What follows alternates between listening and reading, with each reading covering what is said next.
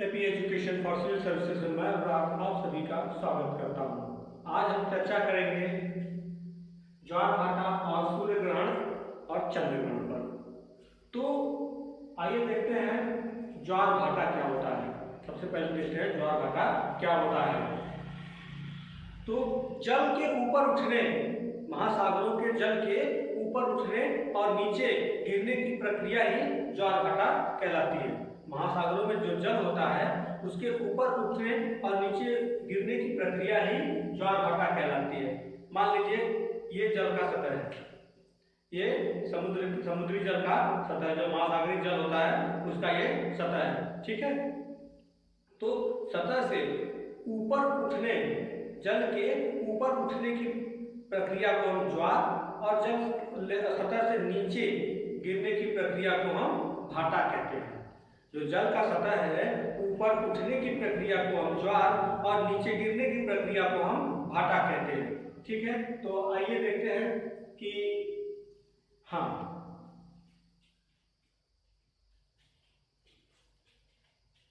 इसका कारण क्या होता है। कारण देख लेते हैं। कारण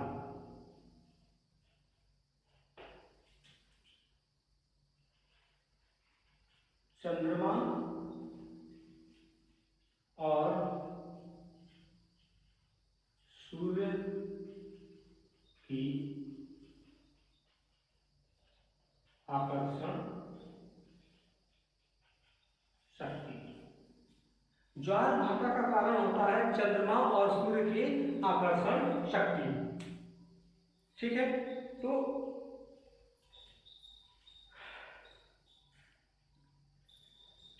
कोई भी वस्तु जिसका द्रव्यमान होता है उसमें एक आकर्षण शक्ति होती है। कोई भी वस्तु जिसका द्रव्यमान होता है उसमें आकर्षण शक्ति होती है, ठीक है। और जितना बड़ा द्रव्यमान, जितना बड़ा वस्तु उतनी अधिक द्रव्यमान और उतना ही अधिक आकर्षण बल होता है। तो इस हिसाब से सूर्य जो है, सूर्य बहुत बड़ा ग्रह है और चंद्रमा उसके सापेक्ष बहुत छोटा उपग्रह है। लेकिन सूर्य हमारी पृथ्वी से लगभग 15 करोड़ किलोमीटर दूर है। सूर्य जो है हमारी पृथ्वी से लगभग 15 करोड़ किलोमीटर दूर है और चंद्रमा 2,84,000 किलोमीटर है। इसलिए चंद्रमा की जो आकर्षण शक्ति है वो महासागरीय जल के ऊपर अधिक कार्य करती है। जैसे देखिए बनाते हैं हम इस फिगर को, देखिए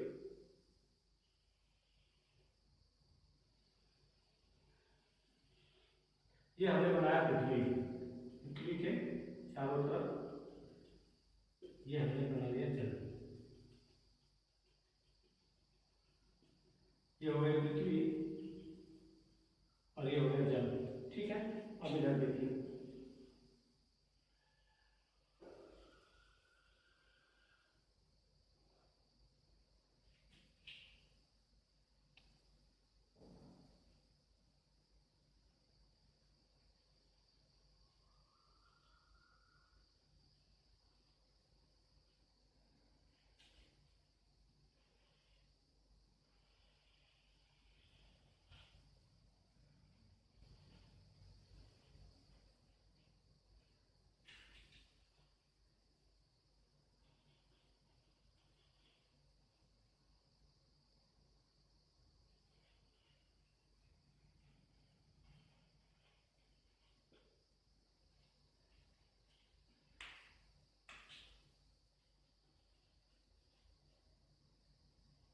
ये भी ज्वार।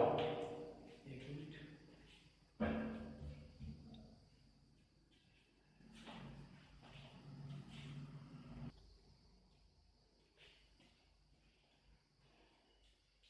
तो चंद्रमा की जो आकर्षण शक्ति है, ठीक है, चंद्रमा अपने आकर्षण शक्ति से महासागरीय जल को अपनी तरफ खींचता है, ठीक है।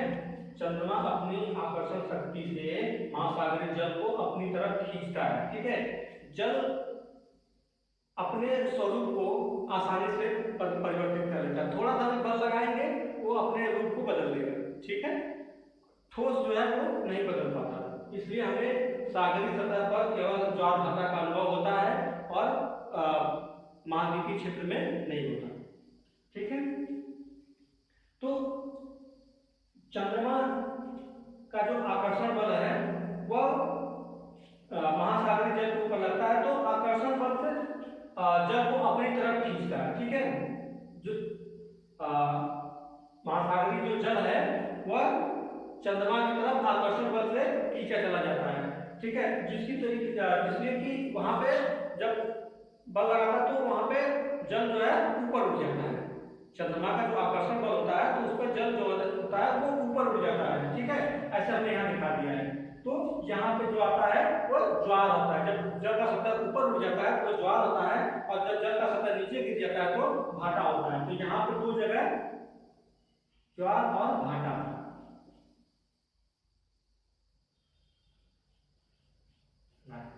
ठीक है, तो चंद्रमा जिस दिशा में होता है तो वहां भी ज्वार आता है, और उसके ठीक विपरीत दिशा में वहां पर भी ज्वार आता है। यानी कि एक ही स्थल पर एक ही समय में दो बार ज्वार आते हैं, और उसी समय दो बार भाटा भी आता है। क्योंकक्योंकि जब समुद्र का जो ये सतह देख रहे हैं, समुद्र का जो सतह है एक बार जब ऊपर उठता है तो कहीं ना कहीं वह नीचे भी गिरता है। ठीक है, तो एक साथ एक ही सतह पर दो बार ज्वार और दो बार भाटा आते हैं। ठीक है, 24 घंटे में एक ही सतह पर, देखिए ये है चंद्रमा। ठीक है, यहां पर भी ज्वार आता है। क्यों आता है? क्योंकि पृथ्वी जो है घूर्णन करती है, पृथ्वी घूर्णन करती है और तो अपनी घूर्णन करते हुए आगे बढ़ती है। ठीक है, तो अपने जो संतुलन है, पृथ्वी अपने आप को संतुलित करने के लिए एक बल पीछे लगाती है, पीछे की तरफ बल लगाती है, जिसे अपकेंद्रीय बल कहते हैं। ठीक है, अपकेंद्रीय बल कहते हैं। वो अपकेंद्रीय बल के कारण, अपकेंद्रीय बल के कारण जो है ज्वार जो है एक बार तो जिस दिशा में चंद्रमा होता है वहां पे आता है, और दूसरा ठीक उसके विपरीत दिशा में अपकेंद्रीय बल के कारण ज्वार आता है। ठीक है, और उसी समय दो बार भाटा भी आता है। ठीक है, तो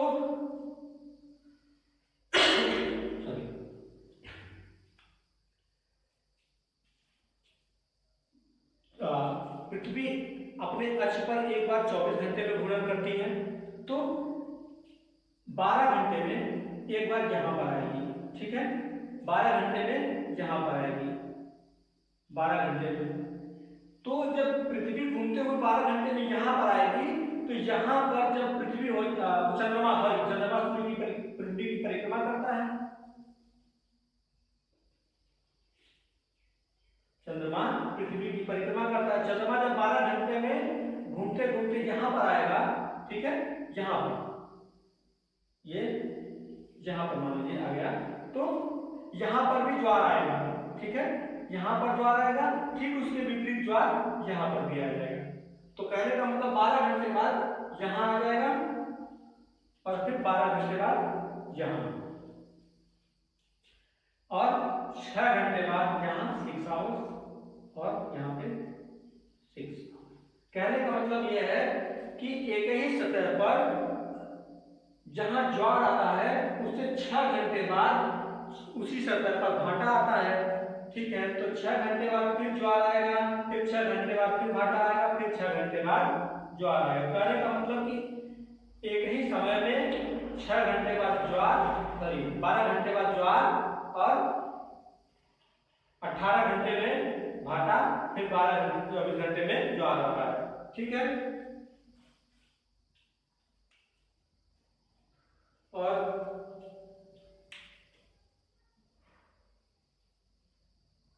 हाँ,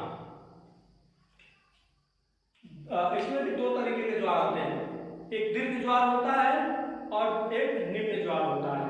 तो दीर्घ ज्वार और निम्न ज्वार जो होते हैं उस सामान्य ज्वार की अपेक्षा 20% अधिक और 20% कम होते हैं।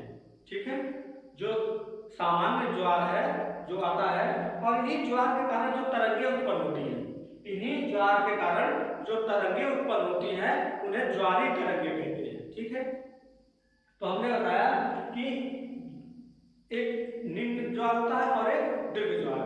तो जो दीर्घ ज्वार है वो सामान्य ज्वार की अपेक्षा 20% अधिक आता है, और जो निम्न ज्वार है वो सामान्य ज्वार की अपेक्षा 20% कम ज्वार आते हैं।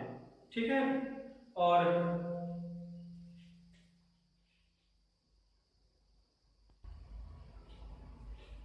तो हमने बताया कि पृथ्वी अपने घूर्णन को संतुलित करने के लिए चंद्रमा पर एक बल लगाता है जिसे अपकेंद्री बल कहते हैं। पृथ्वी अपनी घूर्णन को संतुलित करने के लिए चंद्रमा पर एक बल लगाता है जिसे अपकेंद्री बल कहते हैं। उसी अपकेंद्री बल के कारण ज्वार और भाटा आते हैं। तो हमने निम्न ज्वार और उच्च दीर्घ ज्वार की बात कही। तो आइए देखते हैं कि निम्न ज्वार और दीर्घ ज्वार होता क्या है।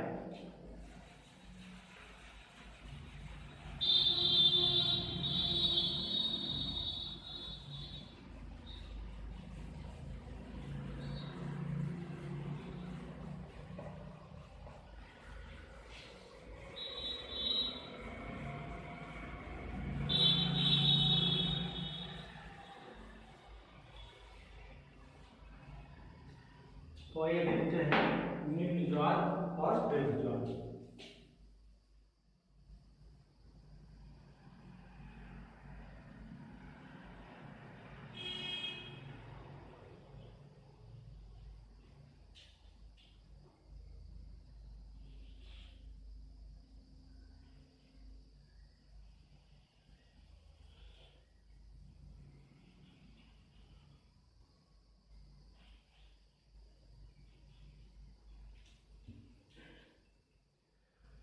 पृथ्वी, चंद्रमा और सूर्य, पृथ्वी और चंद्रमा और सूर्य जब एक सीधी रेखा में आ जाते हैं,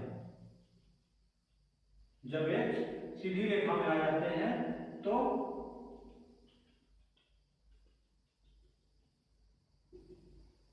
देखिए, चंद्रमा जब पृथ्वी की परिक्रमा करती है और पृथ्वी जो है सूर्य की परिक्रमा करता है, तो ये चंद्रमा जो है पृथ्वी की परिक्रमा करते करते जब एक सीधी रेखा में आ जाए तो ये तरंगे जो है चंद्रमा और सूर्य की जो आकर्षण शक्ति है वो बढ़ जाती है।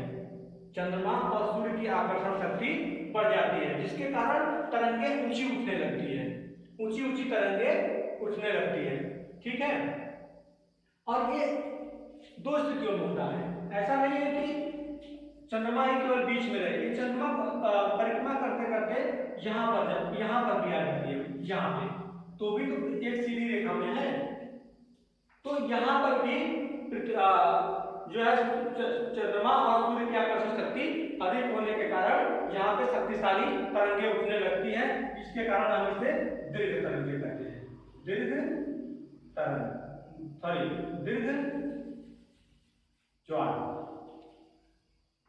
दीर्घ ज्वार कहते हैं। ठीक है, जल का स्तर जो है वो अधिक ऊपर उठने लगता है, जिसके कारण इसे हम दीर्घ ज्वार कहते हैं। ठीक है, और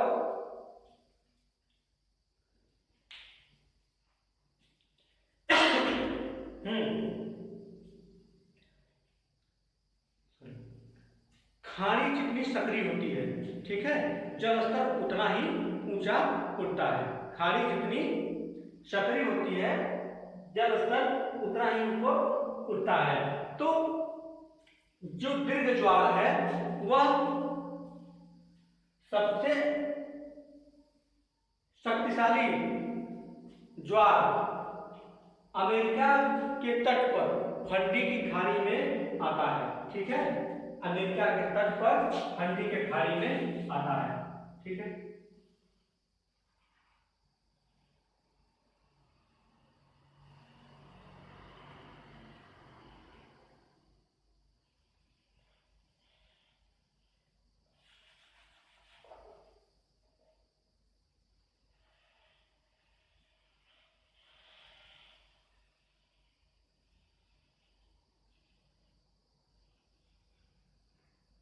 यहाँ पे है फंडी की खाड़ी, ठीक है। यहाँ पर लगभग 15 से 18 मीटर 15 से 18 मीटर ऊंचा ज्वार आता है, ठीक है।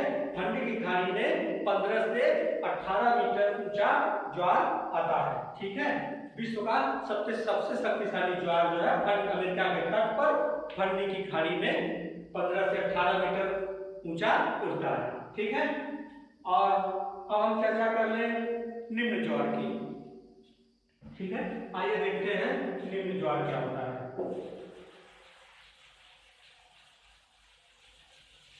ये हमने बातें की दीर्घ ज्वार की, अब हम बात करते हैं निम्न ज्वार की।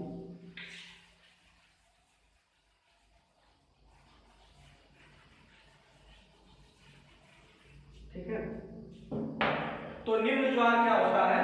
निम्न ज्वार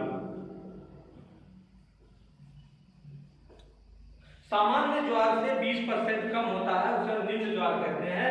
निम्न ज्वार सूर्य और चंद्रमा और पृथ्वी के समकोण होने पे जो चंद्रमा और सूर्य की जो आकर्षण शक्ति होती है वो कमजोर हो जाती है, आकर्षण शक्ति कमजोर हो जाती है, जिसके कारण ज्वार जो है कम उठता है, जल का सतह जो है वो कम उठता है, जिसके कारण से हम निम्न ज्वार कहते हैं, ठीक है। तो ये हो गया हमारे चंद्रमा और ये हो गई पृथ्वी और ये हो गया हमारा सूर्य, ठीक है।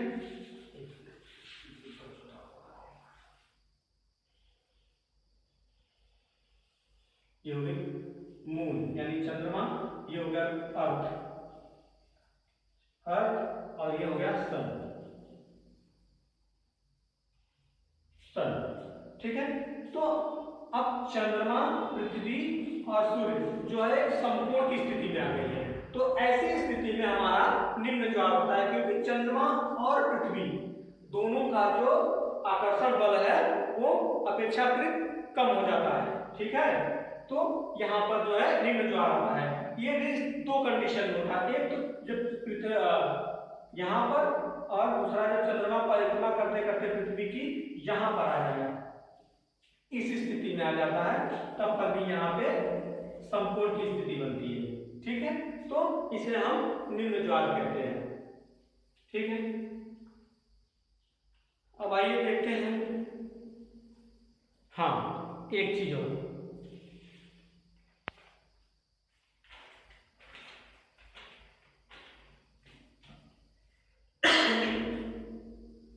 अभी हमने चर्चा किया दीर्घ ज्वार और दीर्घ ज्वार की। आइए अब देखते हैं कि ये दीर्घ ज्वार भारत में सबसे ज्यादा कहां आता है। भारत में सबसे ज्यादा दीर्घ ज्वार कहां आता है?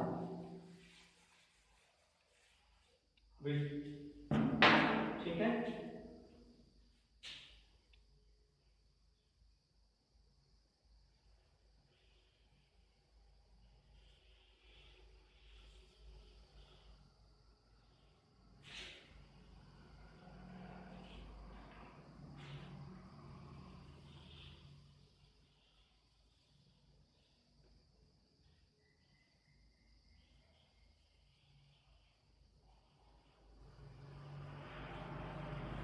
ठीक है। ये हमने भारत का मैप बनाया, ये हो गई कच्छ की खाड़ी, इसे हम कहते हैं कच्छ की खाड़ी, और ये हो गई खंभात की खाड़ी, खंभात की खाड़ी, ये हो गई कच्छ की खाड़ी और ये हो गई खंभात की खाड़ी। हमने बताया था कि खाड़ी अधिक सकरा होने के कारण जल,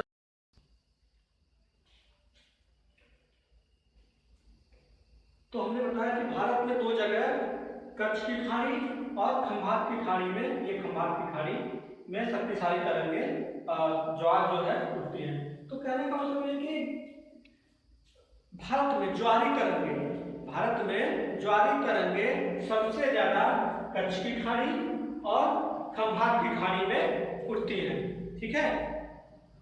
क्योंकि यह सकरा होने के कारण, कच्छ की खाड़ी और खंभात की खाड़ी सकरा होने के कारण इनका जल स्तर जो है अधिक ऊंचा उड़ता है। ठीक है, कच्छ की खाड़ी और खम्भात की खाड़ी सकरा होने के कारण जल स्तर जो है अधिक अपेक्षाकृत अधिक ऊंचा उड़ता है। ठीक है, तो यहाँ पे इसमें भी जो कच्छ की खाड़ी है वह दलदली क्षेत्र होने के कारण जो शक्तिशाली तरंगे हैं वह इतना प्रभाव नहीं डाल पाती, क्योंकि ये क्षेत्र जो होता है काफी दलदली वाला क्षेत्र है, दलदल वाला क्षेत्र है, जिसके कारण जो तरंगे हैं, शक्तिशाली तरंगे हैं, ज्वारीय तरंगे हैं, वो ऊपर इतना ज्यादा प्रभाव नहीं डाल पाती। और जो खम्भात की खाड़ी है यहाँ पर तरंगे अपना प्रभाव अधिक डालती हैं और इसके कारण यहाँ पे जल जो है अधिक ऊंचा उठता है। यहाँ पे जो ज्वार आता है वह 2.7 मीटर ऊंचा ज्वार होता है। भारत में खम्भात की खाड़ी में 2.7 मीटर ऊंचा ज्वार उठता है। जो खम्भात की खाड़ी है वो खम्भात एक जिला है, यहाँ पे इसके नाम पर पड़ा है खम्भात की खाड़ी, जिला है या कोई क्षेत्र है उसके नाम पर पड़ा है खम्भात की खाड़ी। ठीक है, तो भारत में शक्तिशाली जो ज्वार है वो खम्भात की खाड़ी में आता है 2.7 मीटर ऊंचा, इसकी ऊंचाई 2.7 मीटर तक होती है। हाँ, शक्तिशाली होने के कारण यह ज्वारीय तरंगे जो है तट की ओर बढ़ जाती है। ठीक है, तो जब ये तट की ओर बढ़ती है तो इन तरंगों में जो है कि गतिज ऊर्जा होती है।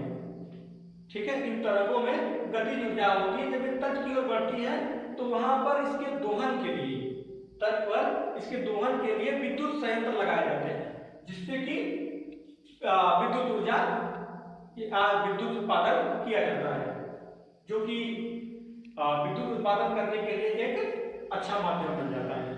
ठीक है, तो आइए देखते हैं चंद्र ग्रहण और सूर्य ग्रहण।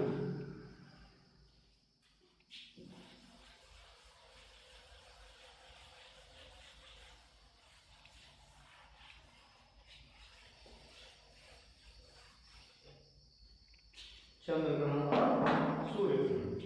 तो सूर्य ग्रहण दिन में घटित होता है, चंद्र ग्रहण जो है रात में घटित होता है। सूर्य ग्रहण में जब सूर्य और पृथ्वी के बीच चंद्रमा आ जाती है, सूर्य और पृथ्वी के बीच चंद्रमा आ जाती है, तो इस स्थिति को हम सूर्य ग्रहण कहते हैं।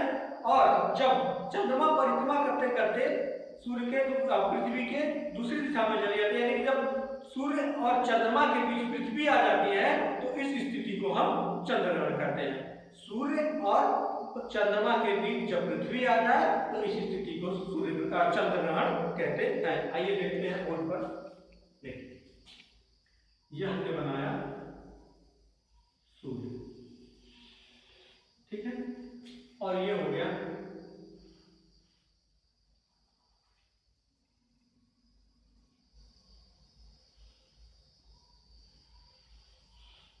चंद्रमा,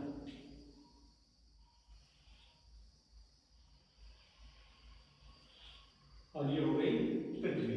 ठीक है, ये हो गया सन, ये हो गया मून, और ये हो गया अर्थ। ठीक है, ये तीन चीजें बन गई।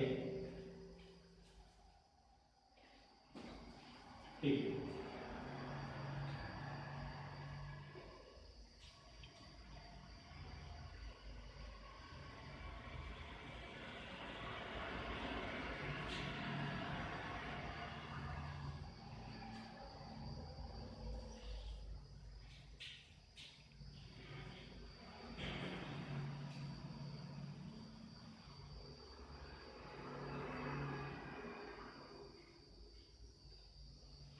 मून। अब देखिए दोनों में क्या है, ये है चंद्र ग्रहण, सॉरी सूर्य ग्रहण। सूर्य ग्रहण में क्या होता है कि चंद्रमा जो है सूर्य और पृथ्वी के बीच आ जाती है, चंद्रमा जो है सूर्य और पृथ्वी के बीच आ जाती है, तो इस स्थिति को हम सूर्य ग्रहण कहते हैं, सूर्य ग्रहण। इस स्थिति को हम सूर्य ग्रहण कहते हैं। और जब सूर्य और चंद्रमा के बीच, चंद्रमा ये परिक्रमा करते करते, पृथ्वी की परिक्रमा करते करते इस स्थिति में आ जाती है। तो कहने का मतलब जो है, ये सूर्य और चंद्रमा के बीच जब पृथ्वी आ जाए, सूर्य और चंद्रमा के बीच जब पृथ्वी आ जाए तो इस स्थिति को हम कहते हैं चंद्र ग्रहण। तो इस स्थिति को हम चंद्र ग्रहण कहते हैं। ठीक है, आइए एक चीज देखते हैं इसमें हम कि ये हो गया हमारा सूर्य और ये हो गई चंद्रमा। ठीक है,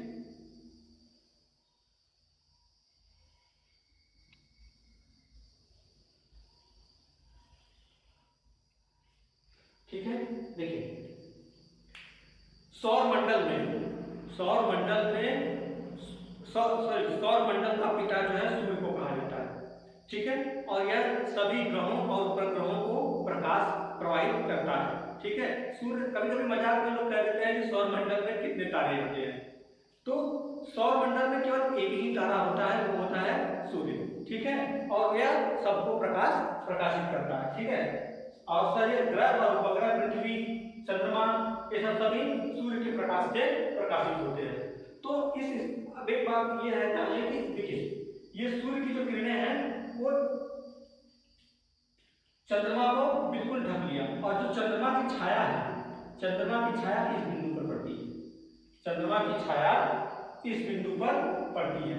तो यहाँ इस बिंदु पर जो चंद्रमा की छाया पड़ने के कारण इस बिंदु पर अगर कोई व्यक्ति खड़ा है तो उसे सूर्य दिखाई नहीं देगा, क्योंकि यहाँ पर प्रकाश नहीं पहुंच रहा है।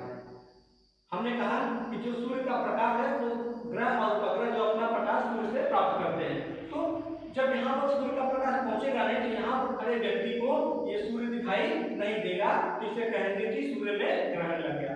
ठीक है, तो ये हो जाएगा सूर्य ग्रहण। ठीक है, और यहाँ अगर कोई व्यक्ति यहाँ पर है, कोई व्यक्ति अगर यहाँ पर है तो उसको सूर्य पूरी तरीके से दिखाई देगा, क्योंकि यहाँ पे सूर्य का प्रकाश पहुंच रहा है। ठीक है, तो जैसे कि हम भारत में अगर सूर्य दिखाई दे रहा है, ठीक है, भारत में सूर्य दिखाई नहीं दे रहा है। ठीक है, तो ये जरूरी नहीं है कि अमेरिका में भी सूर्य दिखाई न दे, क्योंकि सूर्य का प्रकाश जो इसकी चंद्रमा की परछाई है वो केवल इस बिंदु पर पड़ रही है, पृथ्वी के एक छोटे से बिंदु पर पड़ रही है, जो कि बाकी जो शेष पृथ्वी का जगह है वहां पर सूर्य का प्रकाश पड़ रहा है, जिसकी वजह से वहां पर बैठे व्यक्ति को या खड़े व्यक्ति को सूर्य पूरी तरीके से दिखाई देगा। केवल उस व्यक्ति को दिखाई नहीं देगा जो व्यक्ति इस बिंदु पर होगा, जो छाया क्षेत्र के बिंदु पर होगा व्यक्ति, वहां पर सूर्य को उसको दिखाई नहीं देगा। ठीक है, तो इसे हम कहते हैं सूर्य ग्रहण। ठीक है, अब आइए चंद्र ग्रहण की बातें कर लें। तो देखिए चंद्र ग्रहण रात में घटित होगा, सूर्य ग्रहण जो है दिन में घटित होगा। तो चंद्र ग्रहण जब रात में होगा तो जब ये सूर्य की परछाई जो होगी, सूर्य की किरणें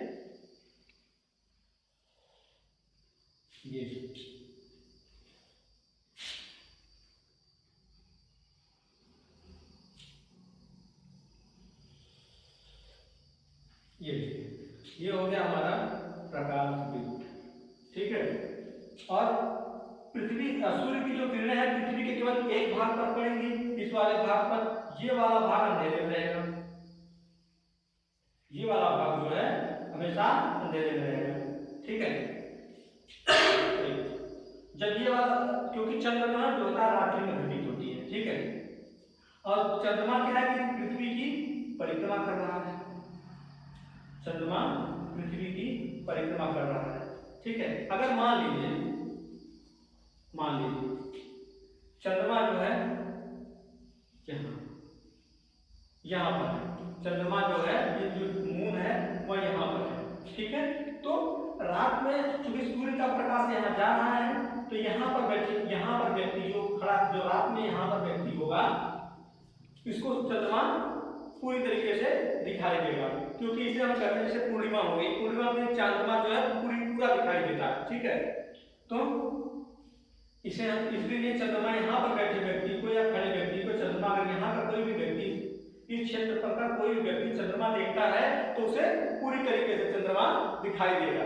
और चंद्रमा यही सूर्य की पृथ्वी की परिक्रमा करते करते पृथ्वी की परिक्रमा करते करते अगर ये चंद्रमा इस क्षेत्र में आ जाए, यहाँ इस क्षेत्र में आ जाए, तो चंद्रमा का जब हम उस भाग को देख पाएंगे जो प्रकाश में होगा, तो यहाँ से यहाँ खड़े व्यक्ति को चंद्रमा का केवल वही भाग दिखाई देगा जो प्रकाश में होगा, चंद्रमा का वो भाग दिखाई नहीं देगा जो अंधेरे में होगा, क्योंकि अंधेरे में यहाँ पर व्यक्ति है तो अगर प्रकाश में है तो उसको दिखाई नहीं देगा। तो यहाँ पर ये वाला भाग दिखाई देगा और उसके नीचे वाला भाग दिखाई नहीं देगा। ठीक है, इसी तरीके से चंद्रमा जो है सूर्य की परिक्रमा करते करते अगर यहाँ पर आ जाता है, ठीक है, सॉरी, पृथ्वी की परिक्रमा करते करते यहाँ पर आ जाए, तो यहाँ पर खड़े व्यक्ति को चंद्रमा दिखाई नहीं देगा, भले चंद्रमा यही उपस्थित रहे लेकिन फिर भी चंद्रमा यहाँ पे दिखाई नहीं देगा। क्यों नहीं दिखाई देगा? क्योंकि सूर्य का प्रकाश जो है केवल पृथ्वी के एक हिस्से पर पड़ रही है और दूसरे हिस्से पर अंधेरा है, तो इसी कारण अंधेरे में कोई चीज दिखाई देती नहीं, तो इसलिए दिखाई नहीं देगा, चंद्रमा यही मौजूद रहेगा लेकिन फिर भी दिखाई नहीं देगा। ठीक है, जैसे गांव में लोग कहते हैं कि अंधेरिया आ गई है, तो अंधेरिया यही होती है जब चंद्रमा जो है पृथ्वी की परिक्रमा करते करते इस क्षेत्र में आ जाती है, तो इस स्थिति में जो चंद्रमा है वह दिखाई नहीं देती रात के समय। ठीक है, और हाँ, एक वर्ष में सूर्य ग्रहण और चंद्र ग्रहण दोनों अधिकतम 7 बार घटित हो सकते हैं। एक वर्ष में सूर्य ग्रहण और चंद्र ग्रहण अधिकतम 7 बार घटित हो सकता है। आइए देखते हैं पूर्ण सूर्य ग्रहण के समय क्या होता है, परिपूर्ण चंद्र ग्रहण के समय क्या होता है, और सूर्य ग्रहण के समय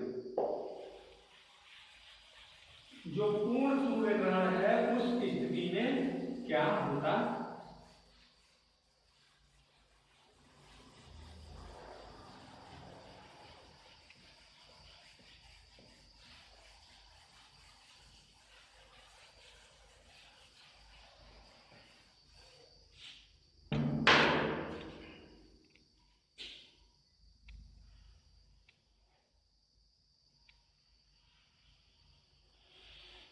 ये हमने बना लिया सूर्य। ठीक है, ये सूर्य हो गया और ये हो गई हमारी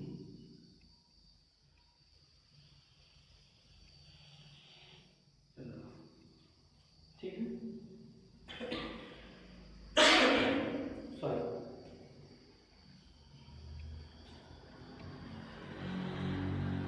जब सूर्य को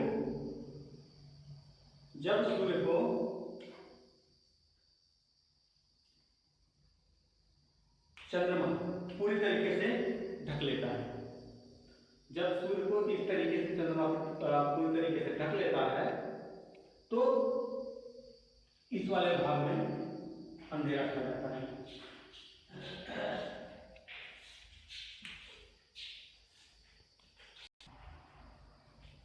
तो हमने ये बनाया सूर्य, ये हो गया सूर्य और ये हो गई पृथ्वी। ठीक है, बस चंद्रमा नहीं पृथ्वी, चंद्रमा नहीं पृथ्वी। ठीक है, जब पृथ्वी ने सूर्य को पूरी तरीके से ढक लिया तो ये वाला जो हिस्सा है ये काला हो जाता है। ठीक है, ये ब्लैक हो जाता है, लेकिन इसके किनारे वाला हिस्सा, जो सूर्य का किनारे वाला हिस्सा है, इसे हम कहते हैं कोरोना। जो आजकल कोरोना चल रहा है वो कोरोना नहीं, वायरस नहीं है, ये सूर्य के बाहरी भाग है। सूर्य का जो बाहरी भाग होता है उसे हम कहते हैं कोरोना। ठीक है, तो ये वाला जो हिस्सा होता है ये अत्यधिक चमकीला हो जाता है, बहुत तेजी से चमकता है। ठीक है, सूर्य का जो बाहरी भाग होता है वो बहुत तेजी से चमकता है और एकदम एक हीरे के वलय के भांति चमकता है, जिसे हम कहते हैं डायमंड रिंग जो होता है ना, उसे कहते हैं, जिसे जो चमकता है इसे हम कहते हैं डायमंड रिंग। ठीक है, जिसे हीरक वलय, ठीक है, हीरक वलय कहते हैं या फिर डायमंड रिंग। ठीक है, हीरक वलय या डायमंड रिंग कहते हैं इस कोरोना के भाग को जो अत्यधिक तेजी से चमकता है, बहुत तीव्र चमकता है, इसकी जो इसे हम साधारण आंखों से देख नहीं सकते। ठीक है, ये बहुत ही अधिक पराबैंगनी किरणें उत्सर्जित करता है। ठीक है, जो अल्ट्रावायलेट रेज है ये बहुत ज्यादा मात्रा में अल्ट्रावायलेट रेज यानी पराबैंगनी किरणें उत्सर्जित करता है, जिसके कारण इसे ये हमारे नंगी आंखों से दिखाई नहीं देता। अब दिखाई देता है लेकिन देखने में काफी दिक्कतें होती है। ठीक है, उन्हीं पराबैंगनी किरणों के कारण इसको नंगी आंखों से देखने में काफी समस्या होती है, दिक्कत होती है। सीधे तौर पर हम देखने में दिक्कत होती है, हमारी आंखें जो है चुनियाने लगती हैं, तो उसे हम अपनी नंगी आंखों से नहीं देखते और उसे हम देखने के लिए कोई एक किसी वस्तु का इस्तेमाल करते हैं जिससे कि हम उसको देख सकें। ठीक है, तो आज के लेक्चर में बस इतना ही। ज्वार भाटा और सूर्य ग्रहण चंद्र ग्रहण कंप्लीट हुआ, तो तब तक के लिए इजाजत दीजिए। हमारा चैनल यदि अच्छा लगे तो इसे लाइक एंड सब्सक्राइब जरूर करें। धन्यवाद।